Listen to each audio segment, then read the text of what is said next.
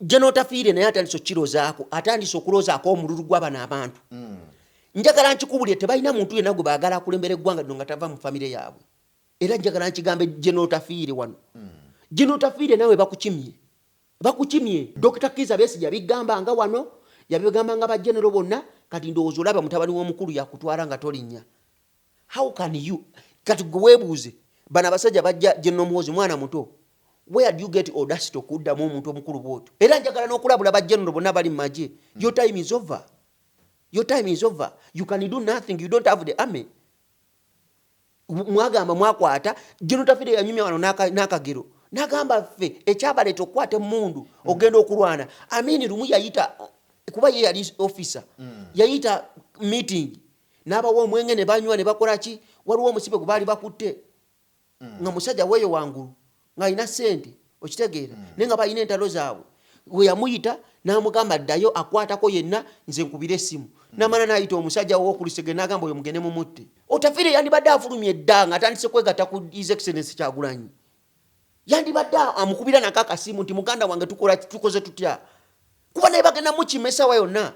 Talina bwogendo bajenero bonna. Abagenda bafudde mu fight abamanyi amazima. Bandibadde batuula mabega kati wa His Excellency Kyagulanyi. Nga bagamba tutereza tutye eggwanga. Kuba His Excellency Kyagulanyi ze mundu wose yanga ayagala kubeera nga Mandela. Ayagala kuleeta wana azeewo term limit. Azeewo age limit. Abagambe nti eggwanga lyamwe ndibakwasizza. Olabe eggwanga we litereera. Tewali muntu agenda kufutu bbala wano atugambe nze nalwana walwana wa. Ow'eggomba member parliament wa East. Teboogerwako bw'asitukanaga ngenda kubanduga gwe tolina mikono. Mwami Museveni mu poliisi ya wangulu. Sijja kulya musaayi gw'Abannayuganda. Ekyatutwala mu struggle kubeera ne Kyagulanyi kufiirira nsi yaffe. Gamba tojja kutuma muntu kuzikujjirayo. Sijja kutuma muntu kuzinzijirayo. Atono byabakoma yategese kano. Yagenze muri kodi yensi yonna. Ekitusibye mu nnaku bwe butakkiriza mututiitira mu omuntu wonna ayogera amazima bajja kutta. Baffe batutte naffe tufiirire ensi yaffe. Bantu batonda mbalamusizaako nze omulanzi Senkubuge Jafari. Bantu batonda nziza okubategeezaako ku nsonga eno. Emikutu mingi nnyo egigguddwawo ku TikTok nga beeyita amannya gange. Baguddewo emikutu mingi nga bagiggulawo mu mannya gange. Basala bu video ne babuteekayo ne batandika abafere okubabbirako ssente. Bantu batonda sirinze ku TikTok, siri ku Facebook, siri ku Twitter. Emikutu kw'osobola okunsanga guli gumu gwa YouTube era onsanga wano ku Emboozi mu Yuggi oba n'osiŋŋaana ku Kasuku live. Abo bonna ababakubira nga beerimbise mu mannya gange bonna bafere. Ennamba ezange ziri mu mannya gange era ennamba ezange ez'essimu ziri mu mannya ga Senkubuge Jafari. Essimu yonna etaleese Jafari Senkubuge togisindikako ssente zo abo bafere. Ennamba y'essimu eyange eri 0783 98 88 13. Tusaba mutuwulirize olunaku olwaleero soko muzikiriza akubuuzeeko tutandikirawo. Balamusizaako basebo ne bannyabo abalabi ba Emboozi mu Yuggi. Tujja wano okubazibula obwongo. Nze nganze Magezi nja kuzibula bantu bavubuka batu kyekiddako. Future yaffe tunula etya. Twetegese tutya. Kuba basajja bana bazeeyi batusibyeko nyakanyaga sebo. Era nebaza omukisa gw'ompo okujja wano tuwayeemu. Tubulira abali mu Uganda n'abatali mu Uganda kiki tusobola okuzzaako kuba guno omulembe future eddako fe abagivunaanyizibwako si Mwami Museveni. So guno omukisa ngwebaza namwe mwebala okutuwa obudde okuwuliza endowooza yaffe. Mukama bawa omukisa era Mukama yongere obbakuuma ssebo. Amiina. Wetujjira olunaku olwaleero nga bingi ebigenda mu maaso ebitambula. Era ezimu ku nsonga twayogera luli ku nsonga ya Parliament y'omukago gwa Bulaaya gye twayogerako okuba nti yateekawo eddoboozi eddene ennyo eri eggwanga lya Uganda nga bagamba nti nno bingi ebitatambula bulungi. Abakulu bano tebaakomye okwo baavuddeyo ne bayita ambassador wa Uganda e Brussels. Abeeko nebyannyonnyola ambassador ono mukyala muzungu nalabikawo abantu abamu nga bemulugunya nga bagamba nti naye gavumenti neronda omukyala omuzungu okutukiikirira sayidi eyo ddala yali etulanga ki. Naye okusinziira ku information omukyala oyo alina obutuuze bwa wano e Uganda newankubadde nti muzungu naye alina obutuuze bwa wano. Ndowooza kikya yensonga lwaki abakulu baavaayo ne bamulonda okubeera ambassador sayidi eyo. Naye nga wabadde okwemulugunya kakati okuyitibwa kwe era kwayongedde okuba bannayuganda essuubi okuyitibwa kwe so bamuyise abitebye annyonnyole oluvannyuma lwa President Robert Kyagulanyi Ssentamu kubanga twasemba ng'agenda kwogera ku lwokusatu twali lwakusatu lwa weekend ewedde era bingi byeyayogera bitatambula bulungi mu ggwanga bannayuganda kulisibwa kakanja okukwatibwa ku baana byabufuzi abantu okuttibwa akaloobo katatambula bulungi n'ebirala byonna anakyeyagamba nti President Yoweri Kaguta Museveni abadde smart dictator ebbanga lyonna so kakati omukyala bamuyise abitebye ku lwa Uganda. Omukyala bamuyise abannayuganda njagala obategeeza saagala kubamala mu maanyi naye nabagamba ng'amafuta bakyagatambuza ne bagayisa ne bagatwala e Tanzania nga golodi bakyamusima nga tetumanyi gy'alaga nga Museveni akyakola abazungu abo be baagala. Abazungu tuli mu muzannyo gwabwe, kino njagala abannayuganda bakitegeere, tuli mu muzannyo gw'abo abasajja wadde era njagala kibategeeza mu luzungu bagamba when the desirable is unattainable you embrace the available though undesirable. Fe abannayuganda tetulina kyakkola. His Excellency kyakoze kwe kuteeka abasajja bano regime eno kwe kujanika ajanise bulungi nnyo nti n'omuntu ali yakimanyi tuli ku dictatorship mu Uganda. Robert Kyagulanyi Ssentamu era kyakoze naye njagala okugamba bannayuganda abatulaba nti obuvunaanyizibwa the honors belongs to you. Obuvunaanyizibwa bubwo bino byonna bagenda bikola bayite era agenda bannyonnyola wana amala bagamba nti ye agenda kuwolereza mukama we kuba ye yamulonda President Museveni. Ate abannayuganda njagala bakitegeere nti lino eggwanga tetukyalina mu ngalo zaffe, tuli ku famire ruulu. Kino abannayuganda njagala bakimanye. Abasajja bali mu kutufuga mundooza temugoberera abannayuganda tebagobera bigenda mu maaso. Tuli ku famire ruulu era agenda abannyonnyole abagambe yes twakola ensobi abamu amagye abamu bakozeemu ensobi technicalities inconsistencies zibeerawo mu kuddukanya akalulu okumakinga sure eddembe libeerawo then what kubanga nga abyogera ku lw'okutaasa omulimu gwe ogw'obwambasada. Abannayuganda njagala bategeere nti tuli mu autocracy. Obuyinza buli mu muntu omu, kakistocracy, plutocracy, kleptocracy. Nti President Museveni yakutte eggwanga lino ne family ye bwe bati nti omukyalo oyo ambassador you represent the president okiikirira mu kulembeze wa ggwanga era byagenda okwogera bakimanyi nti abijje wa President Museveni.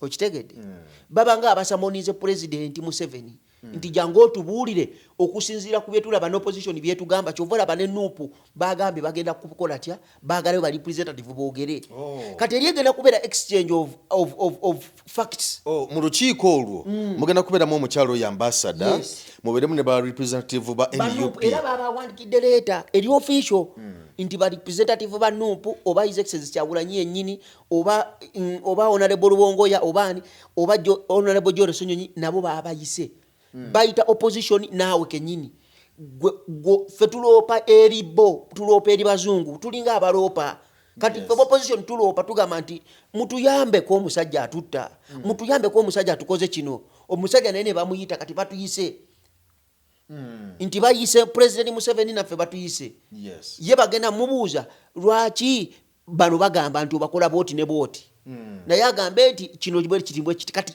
zigenda kubeera kunnyonnyola bo bye balaba ku media His Excellency Kyagulanyi bye yayanjulayo bye bagenda okudiscussingako. Kati njagala nkubuuze oyo omukyala agenzeeyo agenda kunnyonnyola nti yes mubirabye naye ebimu asobola n'ogamba AI asobola okugamba ebimu biri exaggerated asobola okugamba bo balina evidence eraga nti bino ebintu byali si bituufu oba bituufu. Nze ndowooza abopposition balina evidence kubanga byali ku butambi. Kati njagala okukigamba kino era njagala okukigamba abannayuganda era njagala okukiddamu abannayuganda bemwe abavunanyizibwa ku nsi yammwe bino ebigambo His Excellency Kyagulanyi abiddiŋŋanye abizeemu ate ddala abaganda bawano be batusibyeko akanyaga. Njagala okubuulira abantu abatulaba abaganda be baleese obuzibu buno. His Excellency Obote bw'atyo yabatiyita kulitalaba twali tulina kubeera nga Britain esawa zakakati tuli ku nkola ya federal. Obote n'abalimbalimba n'aleeta obwa president era kabaka waffe yasooka okubeera pulezidenti ng'Obote abayise mabega ne balyamu Bendikito Kiwanuka olukwe. Bino ebintu njagala abantu babitegere batandika okusoma. Abaganda be balyamu Bendikito Kiwanuka olukwe era ne bakola olukwe oluleeta Obote ne bamwambaza ne kanzu. Ne bamugamba oba otuule wa kabaka tomuyimirirako. Fukamira beera wampisa. Nga balyawo banyenya mitwe gy'oli bo obuyinza tebakola ki? Tebabuwagala. Nga bakkiriza yes. Abaganda Bendikito Kiwanuka yayita kabaka Entebe. Namugamba jangu tuogeremu ensonga zino tuzitereeze. Obote abalimba. Okitegeera? Abaganda bennyini be bayanjula oyo Obote ne bamuleeta maaso ga kabaka. Mugamba olaba omusajja wampisa afukamira awa kabaka ekitiibwa. Lwaki tetumuwuliriza? Bendikito Kiwanuka wuyo yakulengeza dda akuyita atya eri yalina okutambulira ate gwe omutambulira ogenda oyogere naye. Basiga ekifaananyi ekibi basembeza ono basembeza Obote ku lujjuliro. Kumba Obote abayita abazanyira ku bwongo. Ayagala kuleeta bwa pulezidenti obuliko term limits obuliko okulonda elective position. Twandibadde tubeera nga Britain esawa za kakati. Obote yennyini gwe bakwasa fulaga nga abazungu bava wano abafuzi b'amatwale. Gwe bakwasa fulaga bwe bati ne bamukwasa Uganda. Naye nga kabaka yali kuki? Ku ntebe. Era twandibadde nga Britain nti obwakabaka bubeerawo naye nga prime minister naye alina obuvunaanyizibwa. Naye ekyo Obote n'akitegeera nti bano abasajja bagenda kubeera mu buyinza forever. N'ayiiya olukwesikwesi aleete obwa president obuli elective. Ndowooza olaba Abaganda batulyamu olukwe. Gwe bamalaawo baleese obwa president ne constitution mukulu Obote agikyusiza Aleese yiye. Agijjawo bw'aleeta ebibye, alijjawo bw'aleeta ebibye, abizanyezanye. Tukkiriza. Anti Abaganda bali awo bamuwaanyewanye. Ekyadeetera Obote okulwana kabaka zaali power struggle. Okitegeera? Ani alina obuyinza. Obuyinza nga butandise okubeera nga buli divided. Abaganda bagamba wano twagala federal yaffe obuyinza bwaffe tubulina. Obote agamba nze pulezidenti.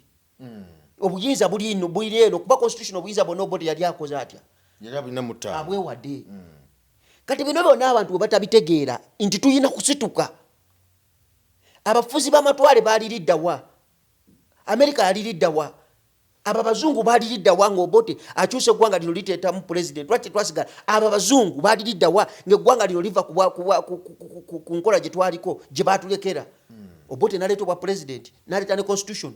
Kitegeeza wano waliwo tuyina kye bayita obwetwaze nga ffe eggwanga. Sovereignty eri wano. Era President Museveni ajja bakuba emiggo, ajja kubasiba nga teri amugambako. Mpaka mwe bannansi omunaazuukuka ne mugamba nti bannange ekimala kimala. Olwo bino ebigenda mu maaso n'olukiiko olwabadde e Geneva. President Robert Kyagulanyi n'alwogereramu nga batudde bamuwuliriza ne batakoma okwo ne bagamba nti ambassador jangu obitebye kyogamba kumala biseera. Si kumala biseera era bannayuganda njagala bakitegeere. Kituyambirako wa?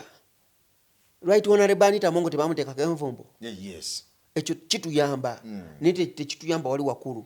Kituyamba okuba nga balekera okubba omusente z'omusolo zikenderako gw'omunansi ofune empeereza ennungi. Ekyo kimu. Kituyamba nti babateekako envumbo extravagance yekendeera okubba kw'omusolo baba basente bagenda zisaasanyiriza. Bakimanyi essaawa yonna bajja kgenda. Kati ekyo His Excellency Kyagulanyi kyakola ali mu kupreparinga gwe Omunnayuganda gwe. Wetegeke ozibuka amaaso osinziire ogambe nti ekimala kimala bali bajja tukwatizaako. Kitegeeza ntaniza golodi singa bajjako dda President Museveni bakola bukozi ddiiru wano nti ani atuuse ani analiisawo ebintu byaffe nti ono oli nga bamutwala nga bateekawo ono.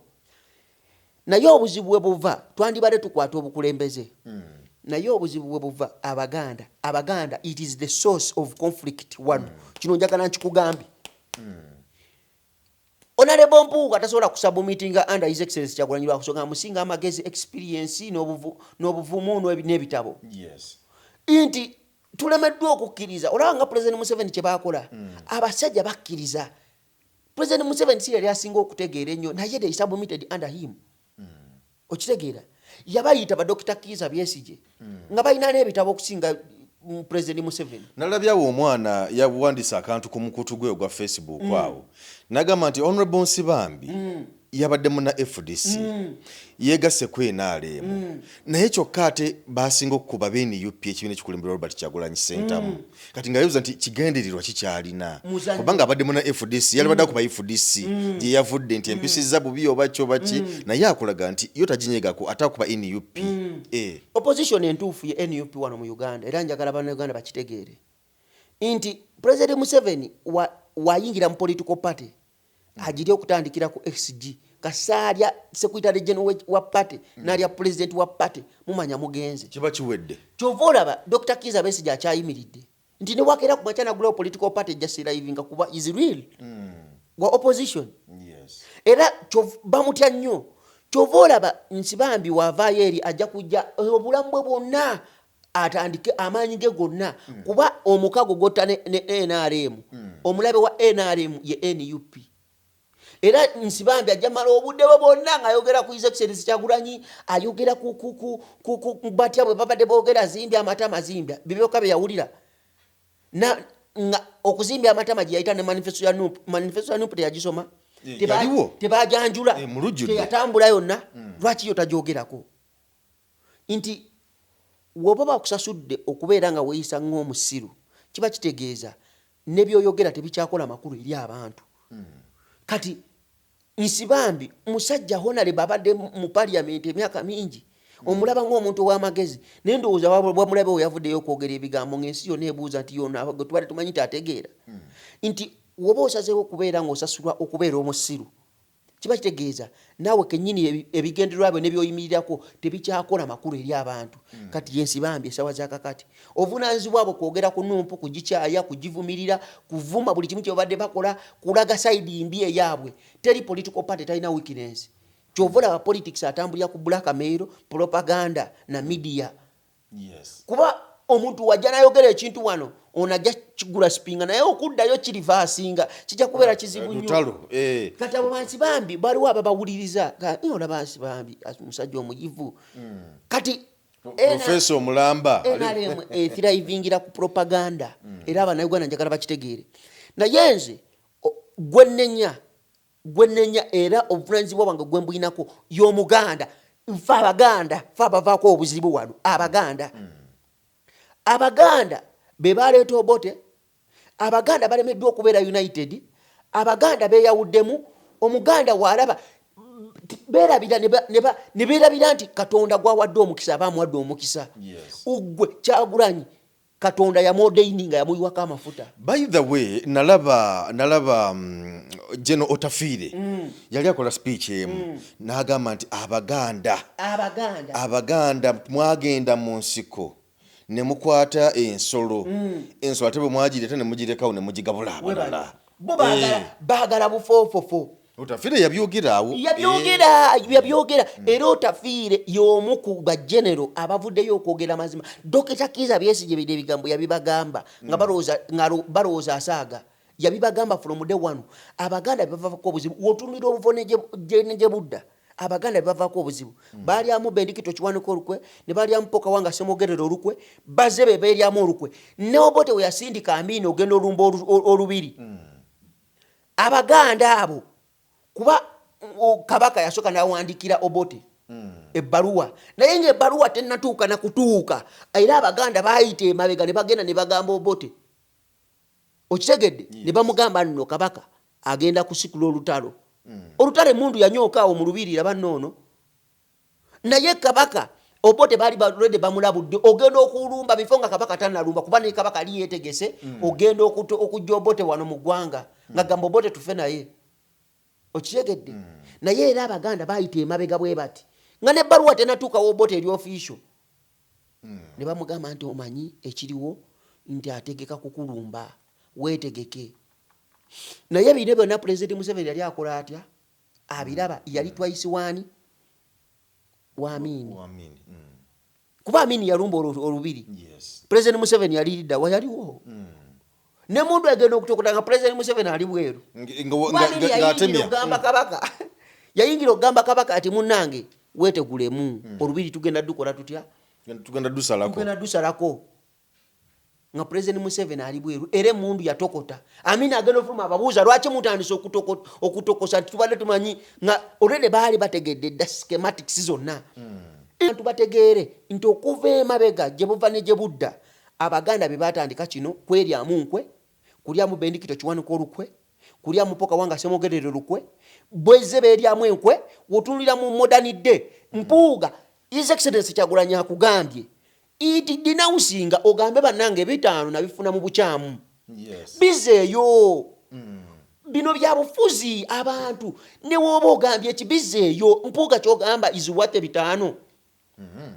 mpuuga ina sente yandibadde akwata ku sente zinagamba ebitaano byammwe mbikoze ntya bibyo mbibaddiza n'alekawo Hammond n'asabu meetinga kuba Katonda obukulembeze tabugaba forever era His Excellency ajatuka ekiseera kye nga kiweddeko omukulembeze omulala asituse naye akaseera ako yabaako Katonda bwe yodoyininga soul akaseera ka Dawudi katuuka nga kiri inevitable n'akaseera ka Mpuuga kalibadde kajja singa yasabu meetinga anda His Excellency Kyagulanyi naye era abaganda ndowooza obalaba babedi bwanika beekutulamu obugulupu tebakkiriza nti omuntu abeera ordained aba ayitiddwa bo balowooza ebyabo bye bituufu eva baba bateeka mu nnyo obwongo okubala science ne babala eno ne babala eri ne beerabira nti obuvunaanyizibwa obututeeka wali President Museveni kye yakola abasajja bamukkiririzamu ne badde mabegawe Dr. Kiza Besigye yali asinga President Museveni ebitabo kati wanene osanga omusajja nga abadde mu NUP omwo n'agamba oyo muto wange Kyagulanyi ffe twamuzimba oyo muto wange Kyagulanyi naye nga President Museveni mu kugenda mu nsiko waliwo be yagenda nabo abali bamusinga obukulu naye ng'ebbanga lyonna lye babeera naye towuleko nga olega nti oyo muto wange Museveni ffe twamuzimba ekyo kiremya abantu wano nti omuntu eyayitibwa aba yayitibwa amafuta gabeera ku muntu atya omu amasannyalaze Katonda gawa omuntu atya pa generation Dr. Kiza Besigye yalina amasannyalaze okumala emyaka 20 naye nga baani abamulyamu olukwe baganda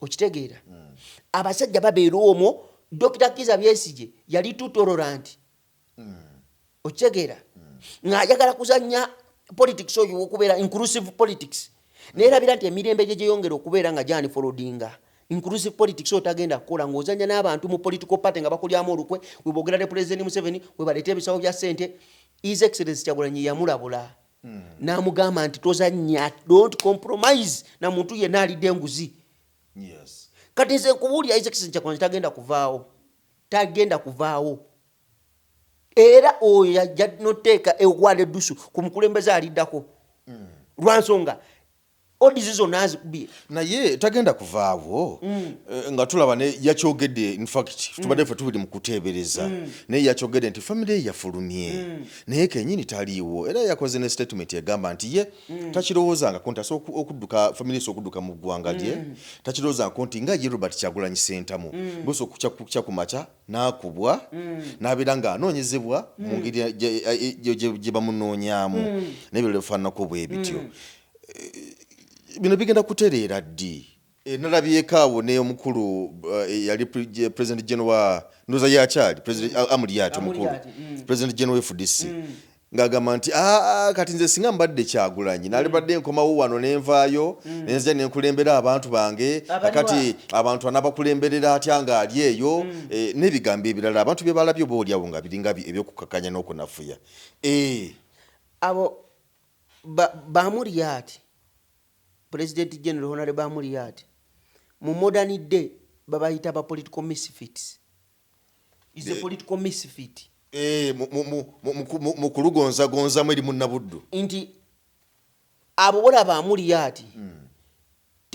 tebakyajja mu mirembe gino ebyobufuzi bibazanya byaggwako bali mu mulembe omukyamu otunulira ebigambo byayogera nze omuvubuka mbiraba ng'ebigambo bitali mu magezi eby'omuntu omubuyabuya gutunulira engeri gya delivaringa mu message ye muntu fortune seeker anoonya ekyokulya okusurvivinga nti gwe omugamba aveeyo omukozesa eki omwagazaaki kola ebibyo obuvunanyizibwa bwa political party bukulemye oli kuwa His Excellency Kyagulanyi ekyo kye nagambye nti abo bonna they are useful idiots to the NRM government babakozesa NRM ebalaba nga tools inti gwe gendo yogere kiri bo bafune sente okuva mu international community temulaba democracy ne president general wa FDC agambye kino banaye kye kino ekituufu babakozesa bukozesa inti abannayuganda njagala bategere nti obuzibu bwe tulina buli obu bwabutamanya. That is the biggest problem gye tulina. Abaganda tukkiriza nti bulemu eri kuffe twaloba abantu abagenda mu nsiko ne balwana they submitted under one authority that is His Excellency Yoweri Kaguta Museveni nga yabeera n'abantu abamusinga obukulu yabeera n'abantu abamusinga ebitabo yabeera n'abantu abamusinga amagezi naye Katonda gwe yali yafukako amafuta nti yoono agenda obbakulembera era bonna nti yesebo kati ffe tufunye Katonda omwagala w'abangi His Excellency Robert Kyagulanyi Ssentamu azze tutandise kugamba mbwate talina bitabo bingi tutandise kugamba mbwate yalinga anywa enjaga tutandise kugamba mbwate oyo omuyaya afuganye tutandise kugamba mbwate oyo tali experienced in politics. God does not call the qualified, he qualifies the called. Many are chosen but few many are called but few are chosen. Katonda wabakuyise abakuyise njagala nkubulye bino tebigenda kuggwa tebigenda kuggwa era tugenda kubeera mwaka kasasiro moyo rakasi mpaka olutalo olulaba wakati wa general ne general general Otafiire ne general Muhoozi. Yes. Dr. Kiza Besigye yabagamba nti kino ekintu otakirwanise kati kigenda kutwafekitinga mu maaso. General Sejjusa soka naddukayo n'amala n'addayo kati akomentingira mu NRM talina kyakola. Nabadde ntambula ku luguudo nendaba abantu nga bambadde masiki banaye bino ebintu talinaako dinnya talinaako ki oba His Excellency Kyagulanyi atambulira mwabo ayinza n'okubeera atambulira mwabo kati tumanyi they are on speculations kubanga yeeyita omuyekera bano abasajja batiitiizi batya nnyo omuntu akutte omuzindalo n'okwogera wobanga solution gy'olina eri conflict management eri abantu bo yakubasiba kubatta then okulembera ki nga gwe solution gy'olina nti buli ayogerako omutabusi buli ayogera amazima oyagala musiba kumuteekako bisango kumusiba then that means eggwanga likulemye. This is a republican, this is not a monarchy or an anarchy. Kati abanuganda njagala bategere nti eggwanga ffe abalivunanyizibwako.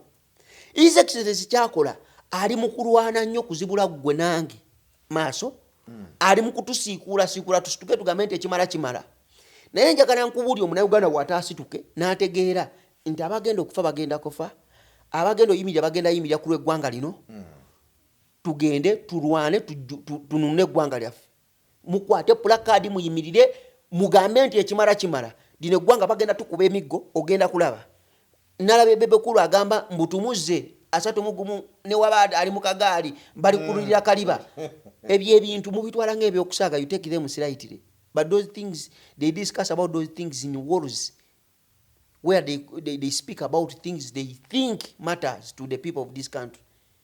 Honorable Mawuli yabigamba nagamba nti transition temugirowooza tegenda kujja na kabaloti ebyo ebintu babyogerera eyo gye mutamanyi baba bateekateeka webale temulowooza nti transition egenda kujja just nga twogera bwogezi na kabaloti na biki transition egenda kubeera eyo mu bisenge oyogedde kantu kalya kabali kulira kaliba omukulu no Salva Kiir omulaba abo abazungu batwagala abazungu abo batwagala Salva Kiir n'okutambula takyasobola kutambula yefukira nako awo abazungu batwagala as long as their interests ziri worked upon their egos are being massaged in that country they don't care oba bakulembera talina magezi oba bakulembera as long as kyebaagala bakifuna kati ffe kitubateekako akasito His Excellency Kyagulanyi kyatuyamba bateekako envumbo babamme sente mu World Bank babakwate kiba kituyambako envumbo eyo bweteekebwako bannayuganda si baba bagenda okwongera okubonaabona kubanga wojja kwekanga ng'enguudo tezikyakolebwa ebyobujjanjabi byongera okusereba bwe mubonaabona ki ekiddako nga mugamba twagala gavumenti kwekyawa twagala gavumenti ndala eno gavumenti abannayuganda njagala bategere eri too extravagant nti bagulira minisita emmotoka abaana be bali ku insurance bamuwa ssente amafuta bamuwa babba ssente z'omuwa omusolo ba minister tulina kina namba 3 mumanyiko bameka buli minister ina lidikana abakuumi buli minister aina orugulusense tulidika Parliament beyongezao sente z'emmotoka ate mbuno omusala bagenda kweyongeza bajja kweyongeza the expense of you omuna Uganda njagala nkubuulire His Excellency kyakola kyalina okukola ye nga ye era eggwanga lyo terimubanja era abana Uganda njagala bategere nabagambe balina kufukamira beebaze erinnya His Excellency Kyagulanyi baliteekeko baligazetinge kuba balina kumwebaza webaza lwa nsonga emu nti ye ogugwa gukoze Uganda temubanja teri muntu n'omu abanja His Excellency Kyagulanyi yakoze ogugwe ogukusigadde gugo era ye akyakola ogugwe kuba ye obuyinza yabuweebwa abana Uganda ne bubumbibwako ne bubbibwa kati era ogugwe ali mu gukola abana Uganda mukimanyi tutiira ddala okufa tugaseko enkwe z'Abaganda bano ab'Emmengo bano ab'Emmengo bano ab'Emmengo Mengo beekuziza that's where we lose it all bano ab'ebitiibwa that's where we lose it all inti tulowooza ab'ebitiibwa bagenda oleeta enkyukakyuka be bagezi where was it written? It is just a cliche conjured up to subjugate the citizens of this country. Abantu balina okukitegeera naye w'obyongera ab'ebitiibwa mpuuga wandikoze kyonna ekisoboka okubeera nga teweeyawula ku Kyagulanyi nti zayo ebitaano nti ye taata mbizizaayo bana abana Uganda munsonyiwe sente zino bazimpa ne woba olimba sente zino bazimpa mu bukyamu era nzikutte enkoze ntya nzikomezaawo ndowooza olaba egoism ne jingoism kyekoze empuuga azeeyo mu parliament ayinayo member of parliament yenna tayinaayo wadde omulema tayinaayo wadde akunukira ate tokisuubira nti alifunayo member of parliament kino njagala nkikugambe tasobola kufunayo n'omu tajja kumufuna lwansonga nagambye emyaka kati giri emeka emyaka eta balaba ebigenda maaso bagoberera His Excellency Kyagulanyi ye generational leader waffe ye mukulembeze gwe tulizonetinga naye ebintu byayogera ne wakola bukolozi tugamba ye taata kuba his generation Katonda gwe yateekako amasanyalaze ne waba yogera ekintu kikyamu tugamba nti kyekyo omulembe gwe kugenda okugoberera naye kubanga Katonda gwataddeko amafuta era ekiseera kye wekiri ggwawo naye ajja genda naye ekiseera kyakakati is ordained by God agamba amasanyalaze gayina ne wayogera Katonda we yawa Soolo Bwakabaka Soolo bingi byakola ebikyamu naye ekiseera kye kyali kiseera kye Dawudi ekiseera kye Katonda we yamufuula kabaka teyakola ebibi bingi Dawudi yayenda yava ku mulamwa naye Katonda bakutaddeko amafuta abagakutaddeko era ensobi ezo zonna z'okola ziba nsobi za mulembe ogwo era katulina okukkiriza nti ensobi President Museveni ze yakola za mulembe gwe kati ffe tuli mu kulwana nnyo okuleeta His Excellency Kyagulanyi nnyo kuba ye w'omulembe gwaffe ensobi zonna zanakola tujja kuza acceptinga kuba none of us nze naawe 36 tojja kubaawo oba 26 tojja kubaawo tujja kuba twafa dda naye emirembe gijja ne gigenda buli mirembe giba n'ensobi naye obuzibu bwe buli nti bano abasajja baagala bo batusalire ani abatukulembera baagala batusalirewo pulezidenti eno ensi Uganda nene nnyo muganda wange ffenna okweganyulwamu Uganda nene nnyo naye obuzibu bwe tulina abasajja bwe balina omululu gwe gubata being greedy nga gwoyagala siko ya mailo 2 oyagala eka mitwalo 10 oguze ebyalo n'ebyalo ogenda bikozesa kigwe nga bagenda kuzika mu ntana sondanya mululu gwe kati dekambulire kino kakikugambe ekibonyabonya abana Uganda mululu gw'abana abasajja abatina bali mu buyinza omululu gw'abantu abatono gwe gubonya bana Uganda butagaliza gwojagale gwozimbe moro ozimbe buli kimu mu transport obereyo oba amataka oberenga buli kimu gwe kiri kugwe obugagga buberenga bukususeko gwoberenga gwoli untouchable. That is the biggest problem. Abo bazungu batusingira kyovula ba Trump yagamba abaddugavu bantu basiru nnyo abana yagamba Africa yagamba nti muri basiru nnyo wetubawe mundu mwetta. Yes.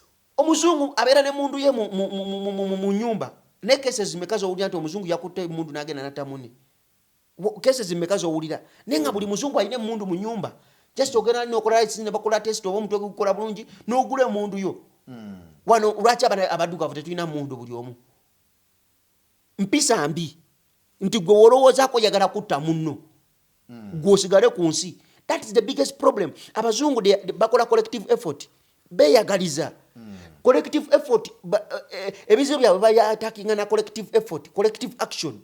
Naye ffe Abannayuganda omuddugavu ayagala obugagga bwonna. Can you imagine n'obeera mugagga nnyo bali n'oyagala olaba Abannayuganda nga baavu basabiriza babeera buli kaseera talatuweeko.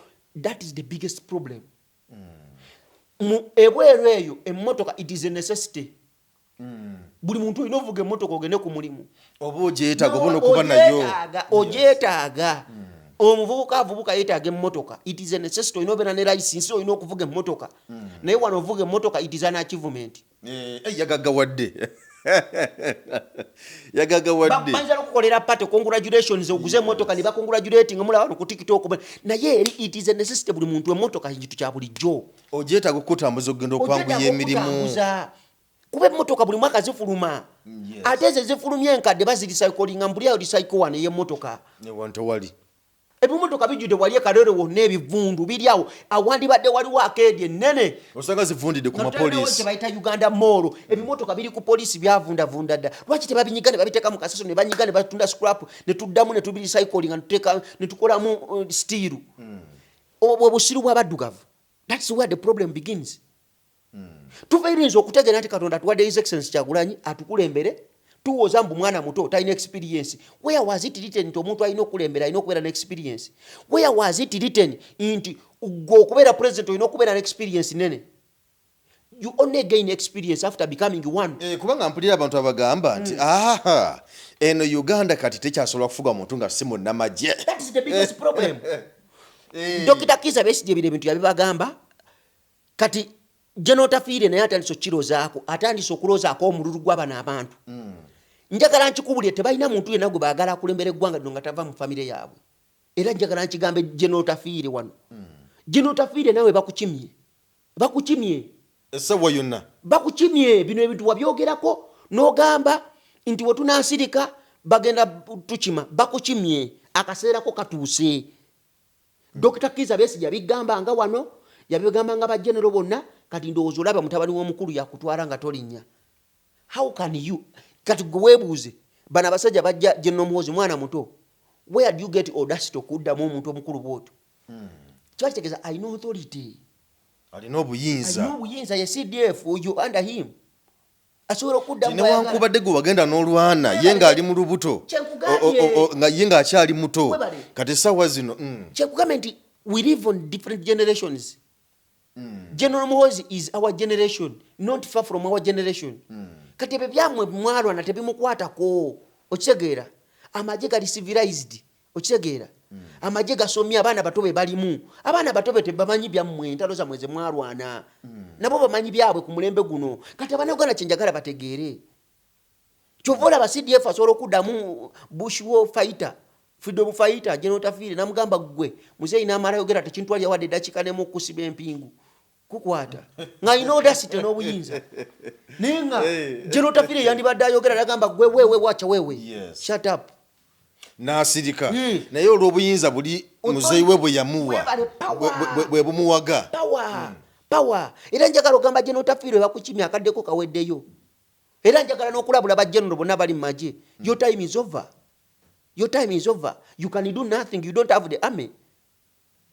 Mwagamba mwakwata General Otafiire yanyumya wano n'akagero. Nagamba ffe ekyabaleeta okukwata emmundu ogenda okulwana. Amini lumu yayita kuba ye yali officer.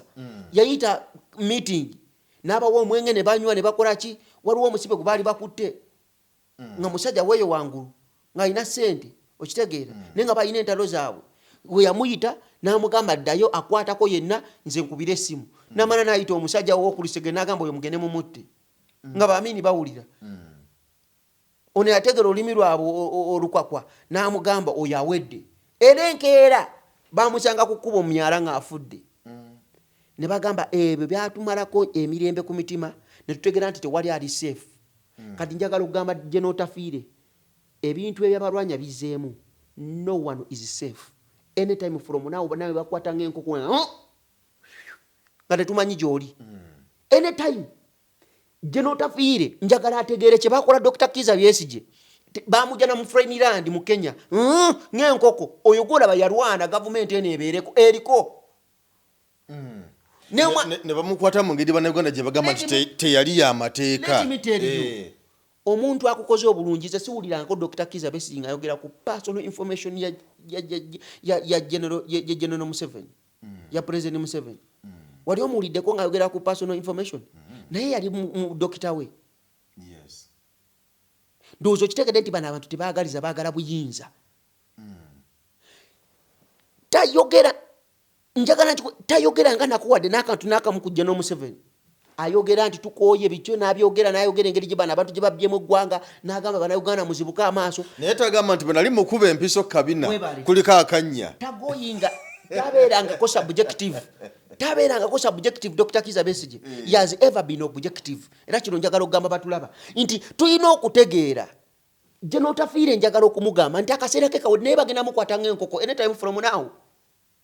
Engeri gye bakwatamu Dr. Kireese Ettabu fighter, freedom fighter, bamukwata omujja eri kale wandibaddemu akobudde ogamba ono omusajja yanjijanjaba mu nsiko yali dokita wange kale kamutwale musibire ewaka munetoloza amagye ewakaawe nga tatambula.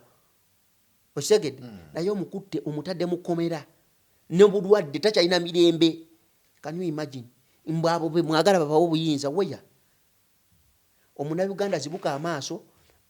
Ekisookera ddala njagala omunayuganda awe His Excellency Kyagulanyi ekitiibwa number 1 awe Dr. Kireese Ettabu ekitiibwa number 2 ate ekirala ategeere nti ye waataasituke n'agamba nti ekimala bagenda tukuba emiggo ate n'okugamba ba general bandibadde baatudde dda bajenera abakadde abasigaddewo kuba njagala mbabuulire bano abasajja bali mu kubulipeyalinga transition ate transition ebaagala ebeere mu famire yaabwe. Mu kaseera kano batuula bufoofofo. Batuule omufoofofo eyo gye tutali batuule batandike okukola meeting batya we bataasiza eggwanga lino kubeera be baalitaasa mu mirembe gyabwe.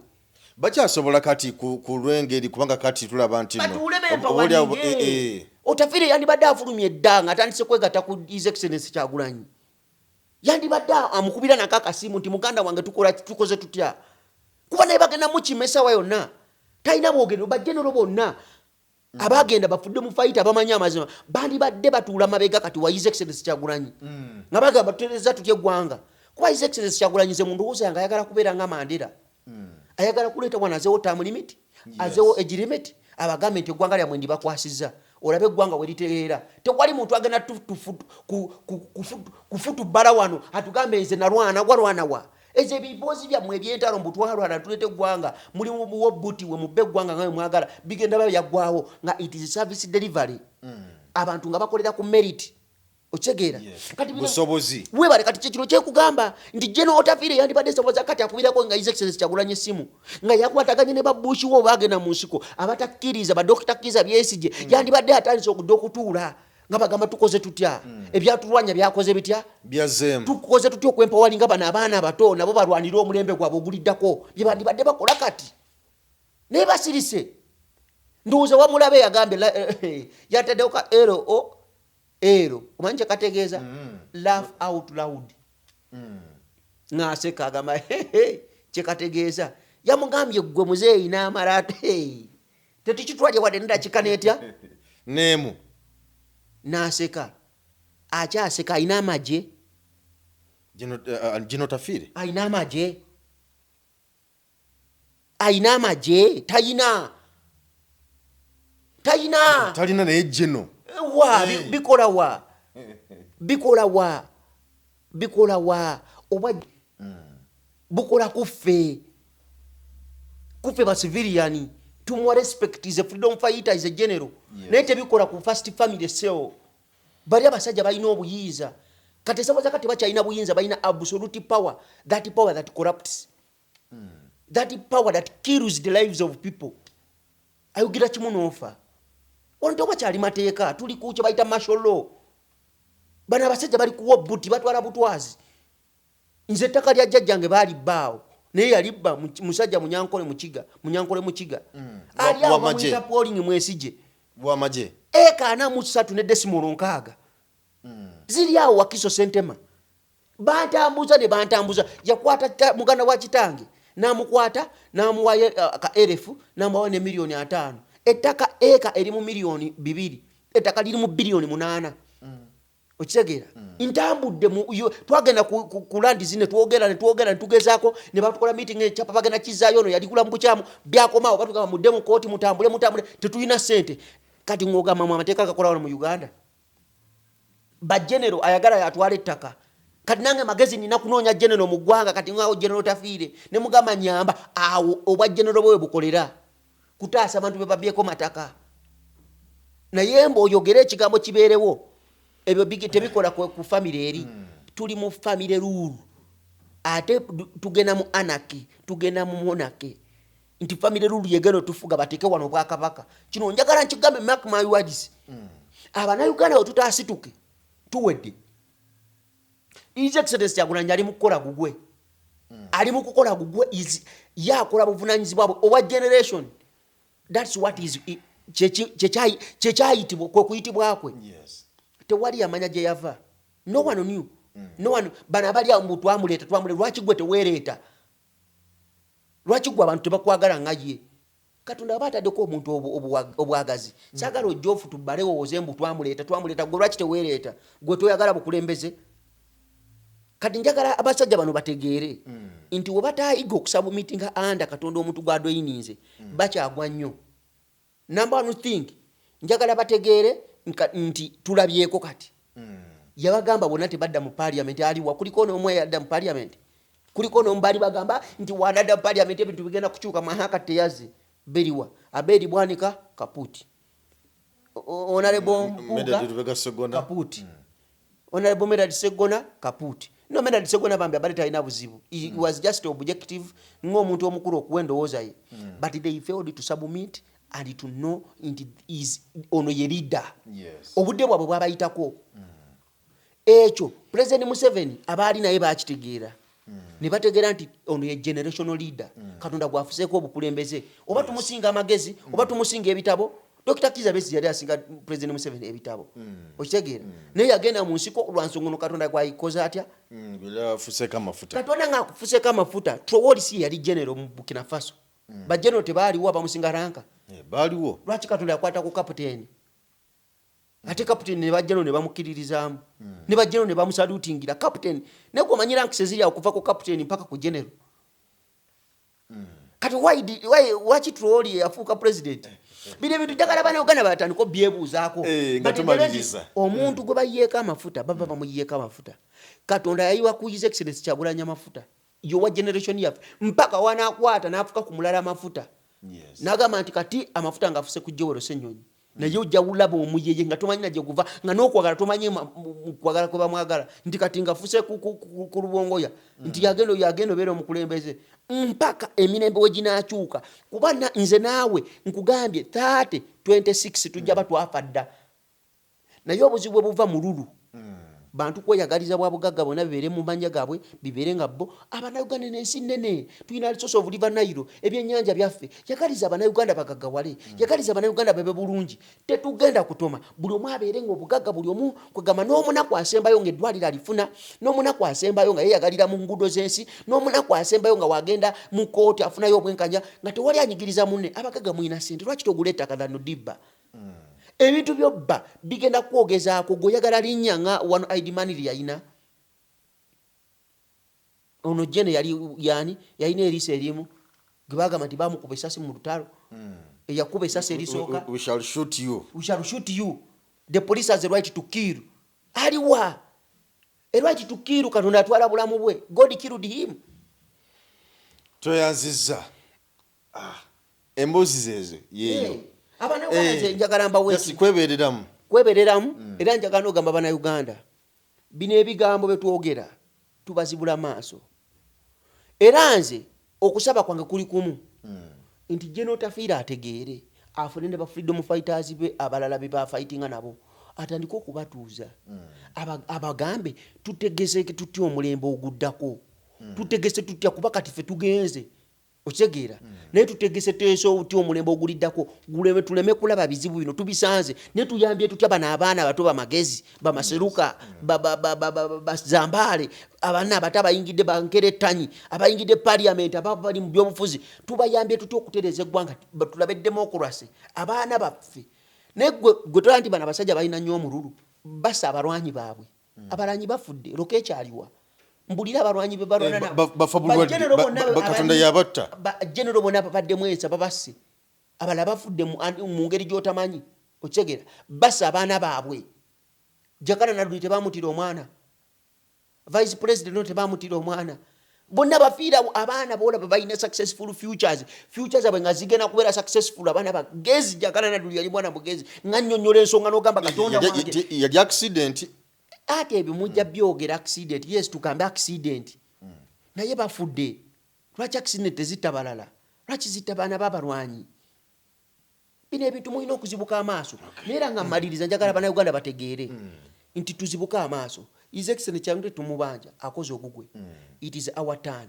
General Otafiire watakola ogugwe mu mulebe guno bagenda mu kwatanga enkoko naye agende batandika okukwata ba general kuba bali mu kupreparing it is a family rule bali mu kupreparingira bo see Uganda they are preparing to how they are going to maintain what they have stolen they are preparing how they are going to maintain what they have gained in the 40 years ate na jine etaano bagenda gitubeeramu bebe kunu na jana bagamba nti tumukomyewo asatu mugumu kiba kitegeeza beetekekera asatu mugumu kati gwe muna Uganda you're not in their budget you're not in their plan you're poor mudwalo teri madagala ogenda kufa era kati bo bakutunulira bwe bati nga myaka 5 okuva kati mwababa wakanya baagala mufe omumala okufa bo bakulembere eggwanga they don't care eddagala basobola odya affording eri ebbeeyi basobola ogenda ebweru mu malwaliro ag'ebbeeyi ne basasaininga obulamu bwabwe naye gwe omunaku ogenda kukwata ekipande ogende mu kkanisa ogenda kukwata ekipande otandike gavumenti nyamba olwo omwana alina ekirwadde nga teri nga ne minisita w'abaana tasobola kukwata miliyoni wadde 15 okuyamba Jaden agende ebweru bamwe Bonimaro naye nga gavumenti erina miliyoni 15 baagala mufe abavubuka mufe era buli muvubuka alina ekirwadde ogenda kufa gavumenti eno tekuliiko kyagala osuubire nti gavumenti egenda kubeerako mwe bamama balina ebirwadde ebyetaaga ogende India sente ki mugenda kuddaano mu bantu mubakabirire naye terigenda buyambi kuba baagala mufe toyanzizza nnyo Geoffrey Mayanja yenze katumalirize wano mbadde ne honorable to be honorable Magezi William gwe mbadde nayo nako lwaliro David sebo nkwagaliza weekend ennungi leero naku lwa mukaaga kwagaza ne Sunday ennungi ne wiki ejja ne wiki ennungi kale toyanza nnyo toyanzege Geoffrey Mayanja yenze weraba na Uganda tukwaniriza mu kimbo wa Research King and Training Center mwebale nnyo mwebalire ddala mwebale okwejjanjaba endwadde nnyingi nnyo zitawaanya abantu omwaka guno ng'abakimbo wa Research King and Training Center twabaleetera ebintu bingi nnyo tuyina ebyuma ng'oli abadde nti n'amagulu galuma omugongo guluma oli agamba mbuno system y'amagumba gange tegatambula bulungi nnyo omwami nti n'amaanyi gakendeera sikyatambula bulungi nnyo mu kisenge enseke zange zazibikira nfuyisa mulimu kabayina obuzibu bwa prostate ennaku zino abasinga obungi mulimu kabayina sukaali olina abeera ne sukaali type 1 oba olusi type 2 mulimu ko sukaali ya controlling bw'amangu tulina sabbuuni ono wabeeru mulungi ddala era wa tamalik mmwe n'abayinako kenkovu abantu bw'obeera nga mweru kigenderere nnyo bw'obeera nga oli mweru osobola okubeera nti n'okoseza kano bw'obeera nga oli muddugavu osobola okukozesa oyiro waffe ono nabeera nga akuyambye tulina ekyogo ky'emikisa ekyo sisobola kuvaawo nga sikyogeddeeko abantu abatawanyizibwa nti no siweebwa siganja abagadde family planning ey'ekiganda abayina pressure abayina sukaali naye ekyogo ky'emikisa gwe wenna nti siweebwa obulamu bwange bwonna bubadde mu bato ngenza okusaba emirimu ngezizaako okwagala okugenda ebweru byonna byagaana jangu otutuukirire ng'abakimbo wa Research King and Training Center wetuli ewakaliga tuli wano Mengo opposite Lubiri SS bw'ova ku Lubiri SS obanga aserengeta ku katono awo boyisa kusoti TV ejja kubanga otulaba Munnayuganda w'otudde toyugana sooka enkunyumiza omulanzi Jafari Senkubuga asangibwa ku lusozi Lusaali mu Kyaggwe azze okukukolera ku mbeera embi ekulemeddeko ebintu byo byete bulungi ng'erigenda eddamba omulanzi Jafari Senkubuge omukama Katonda gwe yattululako amaanyi ag'ekisalaziba nga gwalina ebirooto eby'omuddiringanwa by'otategeera va mu kwesumagga dduka za wakayiba ku lusozi Lusaali mu Kyaggwe omulanzi Jafari kunnyonnyola akawonvu n'akagga ate ng'okukukebera kwa bwereere kubanga naye ekirabo Omukama teyakimusabaako yadde ennusu. Naawe alina ebizibu nga biva ku majinni, emizimu, embeera embi eya buli ngeri. Mutwalire omugugu gwa kutikkule gwe weefunira oluserese tokkalire. Obubaka buno nga bukukutteko kwatalidda mukono wa ntono oviremu ku siteegi y'e Nakisunga. Aba bodaboda bakutuuse nga gwava e Kampala ne bookwata eryato ku mwalo Eggaba ne likugobya ekisinsa oba ebule n'obuuza aba bodaboda ojja kuba butoola n'omulanzi Jafari. Oyinza n'okusooka okumanya ebikukwatako nga tonnagendayo ku bwereere ng'oweereza ekirooto kyo ku nnamba gy'olaba. Oyinza n'okukuba ku ssimu eno endala. Awo omulanzi Jafari Ssenkubuge ye n'oba ng'omukwasizza kibyago kuserengeta mu Nkulubagga.